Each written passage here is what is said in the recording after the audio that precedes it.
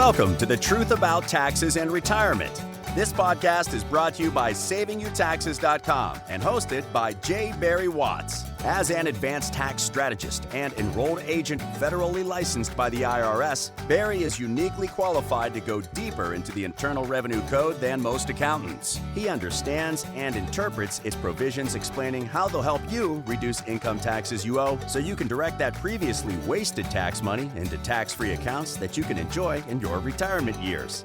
Now, on today's episode. You've heard about reducing taxes, strategies to pay less to the IRS, even about ways you might avoid taxes on your Social Security when you retire. But has anyone ever talked to you about your largest tax? Better question, has anyone ever told you how to avoid your largest tax? Well, today is your day as our resident tax expert, J. Barry Watts, applies the cooling aloe vera ointment of tax knowledge and 30 years of investment wisdom to your financial sunburn. So put your hands together and give well, wait a minute, unless you're driving, of course, then please just shout out, hooray! But either way, welcome the expert host of The Truth About Taxes and Retirement, J. Barry Watts.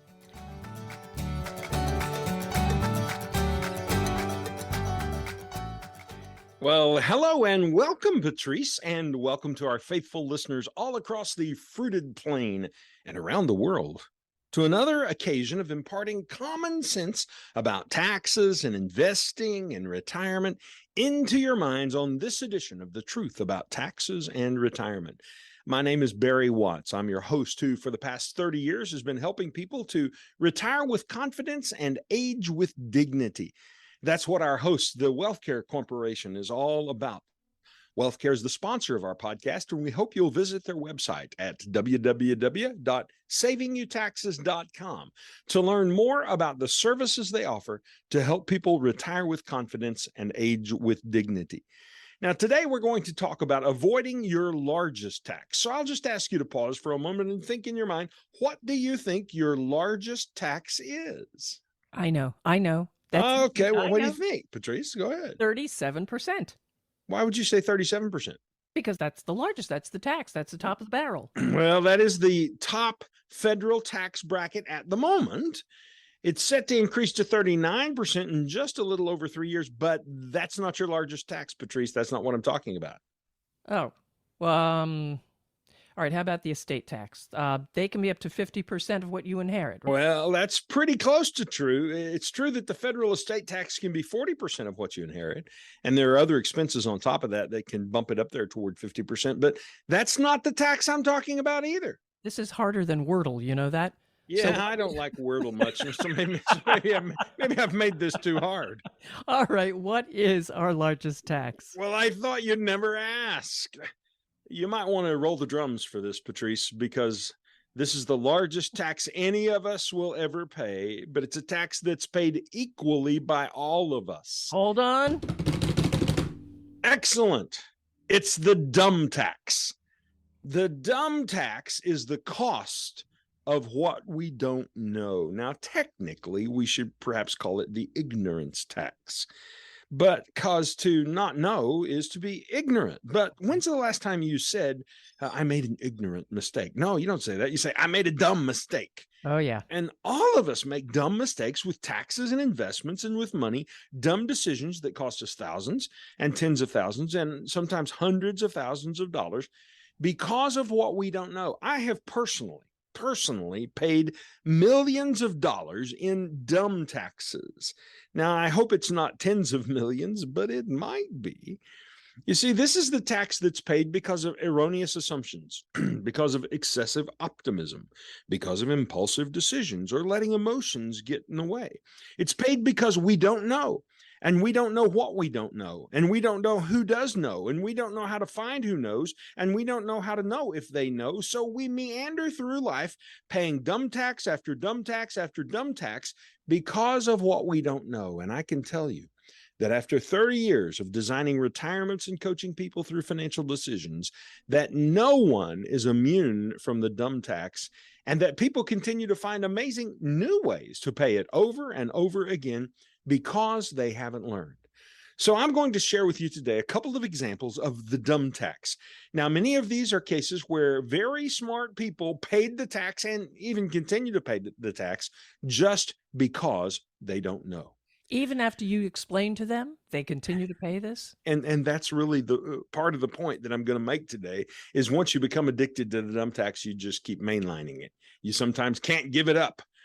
So one of the largest dumb taxes that I see people pay over and over is income taxes. I recall many months ago receiving a call from a guy down in Texas who said, I listened to your podcast and I love what you have to say, but my buddies at work say it just can't be true. So as much as I'd like to implement your strategies, I just can't do it. Really? Okay, well, why did you call in the first place? And secondly, what do these buddies do for a living? Now, I don't recall what industry the man worked in, but it was and it wasn't tax or finance. So if you run a soft drink bottling plant or a door manufacturer or you're a car dealer or a dentist office or whatever, here's my question to you. Are you going to listen to other people in your industry as they tell you what can and can't be done? Or are you going to find and hire an expert tax strategist? That's a question that you should ask yourself right now. And then when you talk to this person who you're thinking about hiring as an expert strategist, when you go to interview them, you should tell them that you're looking for a tax strategist and see if they embrace that title or if they seem to withdraw from it. See if they will use it to describe themselves. Now, personally, I am a tax strategist and a retirement designer. I am an expert on tax. Now, that doesn't mean that I know everything there is to know about taxes because I don't. There's 70,000 pages of the tax code. And it doesn't mean that I'm an expert on filing taxes. I'm not. We use a tax preparer for that. But when it comes to knowing what strategies you qualify for that would save you taxes, I do have expertise in that area. Now, just this week, a business owner came to see me. He made well over $1 million last year, and he paid $340,000 in taxes.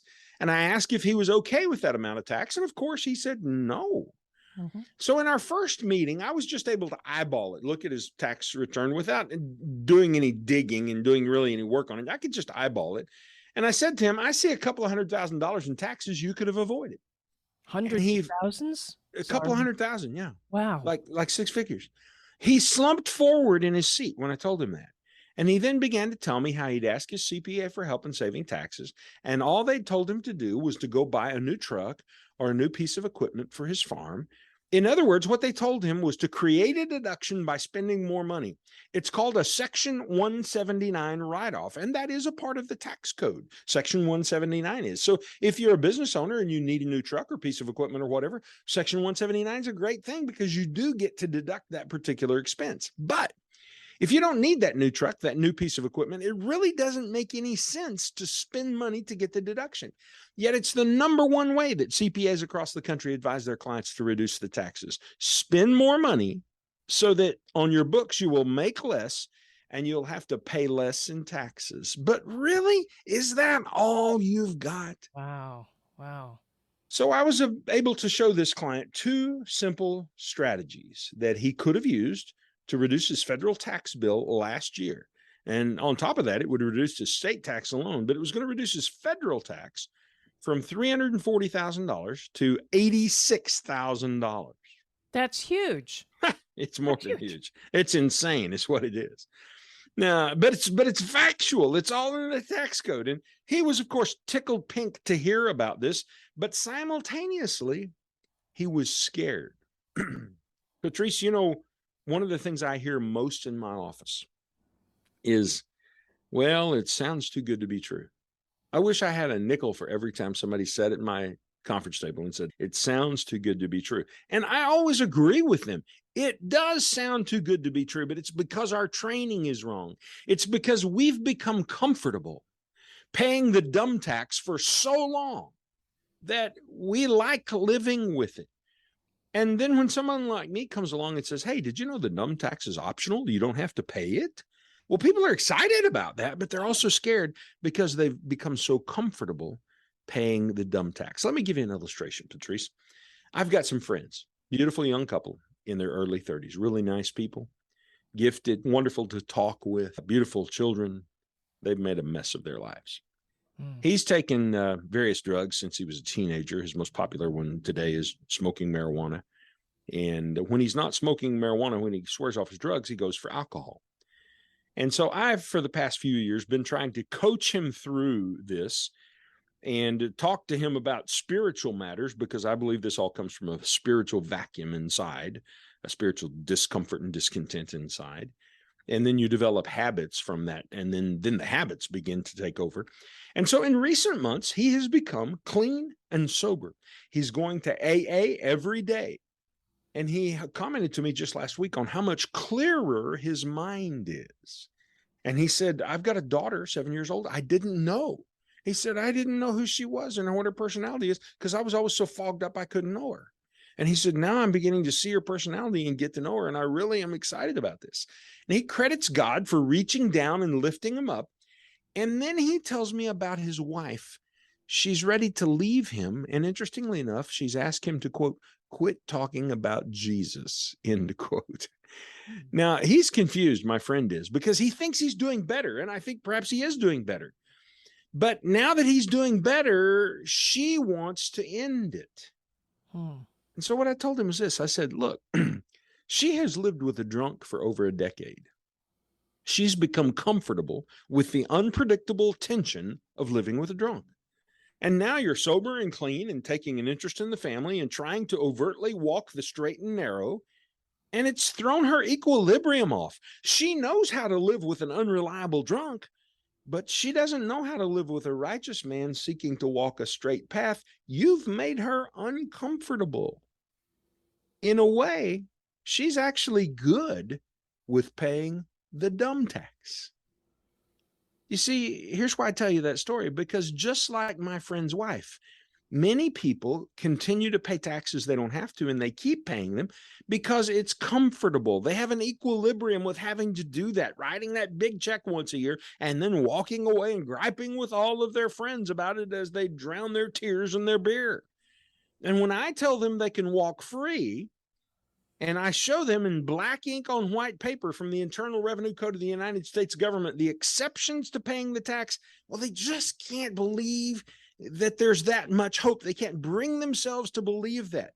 They'd rather keep on living with the drunk and pay the dumb tax. And I see this over and over and over and over and over again. I don't get it. Human beings are hard to work with. And it's really interesting. So what I want to say to our listeners is simply this. Look, if you're paying dumb taxes, and we all are in some way, hopefully we get better and we're paying less dumb taxes as we go along. So just stop it. Stop this. Resolve to learn. Resolve to find a teacher that you have confidence and faith in, and follow that teacher until they prove themselves to not be worthy of being followed. And apply what they teach you and see if it doesn't help you. I have many clients who will quickly testify to the amount of taxes they saved over the past year or 2 years or 10 years or whatever it happened to be because they implemented tax saving strategies. But I have an equal number of people who've come and sat through my office and paid $10,000. And by the way, we don't always charge $10,000. I'm just thinking about one case in particular, which was with a large multi-million-dollar business that we did charge $10,000. And the guy got up and walked away because he took our plan and he took it to his CPA, and the CPA looked at the plan and said, yeah, that's all in the tax code. You can do it. But I just don't think you ought to do it because it might raise red flags. Well, that's bullpucky from a lazy CPA. Because since when did it raise a red flag to follow the tax code and to do what's in the tax code? When did it raise a red flag to follow the law? That's kind of like saying, if you're on a 75-mile-an-hour interstate, well, I'm not going to drive over 60 because I don't want to raise the attention of the trooper. Well, if it says 75, you can drive 75. Now you can't drive 80. Well, you really can, but we don't. Certainly don't advise that. That's a great analogy, though. Yeah, and that's really what it's about. It's about saying, what's the rule here? The rule is 75 miles an hour. Well, let's put this darn thing at 75 miles an hour. Well, the rule is you can save this tax. Let's save that particular tax. Why would we stay back over here at 50 miles an hour and give the other 20% the other 20 miles an hour, whatever the math is here, I'm lost. Why would we give that back to the government when we could have it and we could take advantage of it ourselves? Well, the only reason we would do that is because we're comfortable. We're comfortable. We're comfortable. And we don't want to make the change that's necessary. We'd rather live in our misery. So there's one example of paying the dumb tax. Now, Patrice, let's switch up here and let's talk about a different way that we might pay the dumb tax. Let's talk about losing money so you don't pay taxes. Losing money so you don't pay taxes. So we're going to talk now, instead of really taxes, we're going to talk about investments, although taxes come into the conversation. So this is a conversation I had this week. I have dumb conversations every week. With very smart people, by the way, smart people who I like and respect. And please understand that I'm being respectful when I call them dumb. I'm just pointing out there are things we don't know. And somebody needs to say to you, hey, wake up. You don't know. You aren't paying attention. I'm amazed at the number of people who sit at my conference table and pontificate and explain to me these things. And they just don't know jack about what they're talking about. And I'm always torn between letting them talk, just seeing if they will run out of air, or letting them go ahead and explain to me the deep level of their expertise, which is wrong. And it's amazing to me how far people will go sometimes in that. But anyway, this lady comes to see me this week. She's got about $1 million. Now, she's got $300,000 sitting in a taxable account. So it's money that she's paid taxes on to put into that account. As it grows in that account, she pays taxes on it. And when she takes it out, she'll pay taxes on anything that she hasn't already paid the tax on. And last year, she paid about $20,000 on this $300,000 account. Now, what I'm not going to tell you about is the $500,000 that she has sitting in cash over in the bank, drawing less than 1% and shrinking in buying power by about $45,000 over the past year. We're just going to set that aside and not even deal with that. But there could be some dumb tax there too. So let's just talk about her $300,000 sitting in a taxable account. This account has lost $85,000 in the first 6 months of this year. She's lost $85,000 in that account. Now, I don't know about you, but I think that's a pretty big dumb tax to pay. But she's paying it. And the reason she's paying it is because she just shrugs her shoulders and she thinks it comes with the territory. So I pointed out to her that she had lost this money voluntarily because she left it invested when the markets were going down. She didn't call her financial representative or advisor or stockbroker or planner or whatever you want to call all these people. She didn't call them, and they never called her. By the way, that's a sign. They never called her. And so I told her how we'd sold out our managed clients and our managed portfolios and put them back in cash in January. And that the average account that we manage this year is only down single digits, while the S&P 500 is down between 20 and 25%.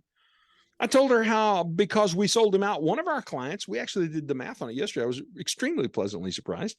One of our clients is actually up 1% this year, while the S&P is down 20 to 25%. Isn't it funny that I was excited about, yay, we did 1% this year, but everybody else lost 20 or 25. I just hope the client realizes how good it is that he's made 1%.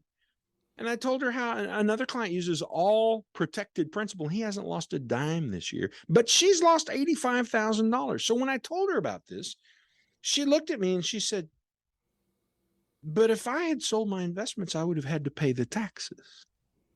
Oh, dear. Well, when I picked my jaw up off the floor and recovered my composure, I said, okay, let's do a little math. If every dollar in your account had been taxed at the highest rate, and it wouldn't have been because less than half the money in the account was taxable, and she's in a lower tax bracket. But if every dollar had been taxed at the highest rate possible, you would have paid a maximum of $77,000 in taxes last year. Now, the reality is she would have only paid about $20,000 in taxes probably, and that coincidentally is what she paid on that account last year. And so if she had done what we told her to do, or what we told her we would have done in retrospect, she would have about $65,000 more in her account today. But no, she saved those taxes because she decided to ride out the financial tsunami that we're undergoing. And now she's down in value $85,000. So she didn't have to pay tax. And who knows how much further this is going to go down. She is paying the dumb tax. So I asked her, who are your financial advisors? She gave me 2 different names. And then I asked her to rate them on a scale of 1 to 10, and she gave them both an 8. That's pretty good. But neither one of them called her as the market started going down. Neither one of them told her it was time to move her money to the sidelines back in January before the markets began this torturous sell-off. Neither one of them demonstrated how she could use, for example, a strategic Roth integration to create a $700,000 larger nest egg for her family when she dies. Yet she continues to think of them as her advisors and think highly of them. She continues to pay the largest tax of all, the dumb tax. How are you doing today, my listening friend? Are you paying any dumb taxes? Are you tired of it? Are you going to keep paying some more, hoping it gets less painful? Now, I don't want to pretend that I'm the smartest guy. I'm not. Are we clear on that? If we're not clear on that, I'll give you my wife's cell phone number. You can just call her and she'll clear it all up for you, okay?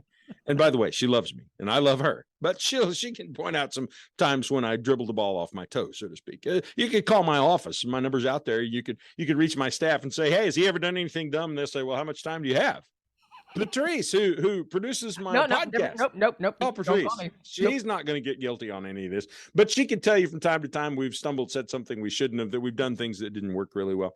I've paid my share of dumb taxes over the years. Maybe that's how I got the wisdom I have. I learned by doing the wrong thing. So here's the deal. If you don't have financial expertise, if you've never retired before, so you know how to do it if you've done it before, but if you've never done it before, you probably don't know how to do it. If most of your money is sitting in a tax-deferred IRA or 401k type account where you'll pay taxes on it later when tax rates are higher, if you've been invested throughout this entire down market and you never moved to the sidelines, you've paid a horrible, horrible dumb tax. Stop it. Find yourself an advisor. Find a tax strategist. Develop a plan to reduce the taxes you pay, the money you lose, and to reduce the largest tax of all, the dumb tax.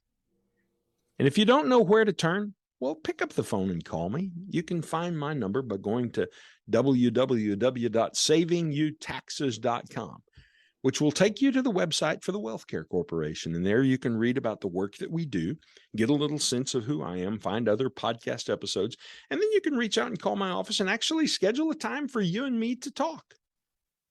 But don't keep paying the dumb tax. You've been a fabulous guest today. I'm Barry Watts, tax strategist and retirement designer, and I look forward to talking with you soon on another edition of The Truth About Taxes and Retirement. This podcast is a production of the WealthCare Corporation. The concepts discussed are for informational and educational purposes only and should not be implemented without first consulting with your own legal, tax, and investment counsel. This has not been an offer to buy, sell, or invest in securities, and this information is to be taken as educational concepts and not as advice for you specifically. The lawyers like for us to remind you that all investment involves risk and you could lose money. Past performance is never a guarantee of future results. Tax strategy services are provided by American Tax Strategies, LLC. Investment advisory services are provided by WealthCare Asset Management, LLC. Thank you for listening to The Truth About Taxes and Retirement podcast. Click the subscribe button below to be notified when new episodes become available. The information covered and posted represents the views and opinions of the guests and does not necessarily represent the views or opinions of SavingYouTaxes.com. The content has been made available for informational and educational purposes only and is not intended to be a substitute for professional tax and investment advice. Always seek the advice of your own qualified advisor with any questions you may have regarding taxes and investing.